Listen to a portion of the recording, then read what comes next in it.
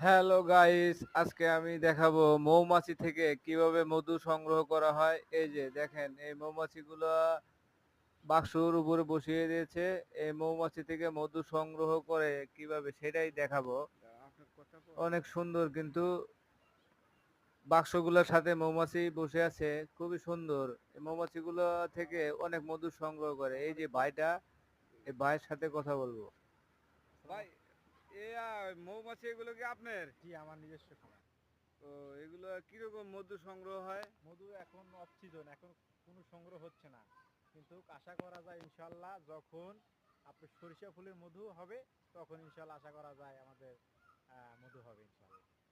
ও, এখানে আপনার বাক্স কতগুলো আছে? আমার আছে হলো 100। 100। জি। ওই আপনার যদি সিজনে, সরিষার সিজনে আপনার মধু ওই 100 বাক্স কত কেজি হয় আর কি? আমার মনে করেন যে আপনার তাও মনে করেন যে 40 ক্যান মধু হবে আপনার নিচু। ও, আপনার সরিষা হবে আপনার 40 ক্যান, কালো জিরা হবে আপনার হলো 10 ক্যান। এক ক্যানে আপনার মধু আটে হলো আপনার 52 কেজি 53 কেজি করে মধু আটে।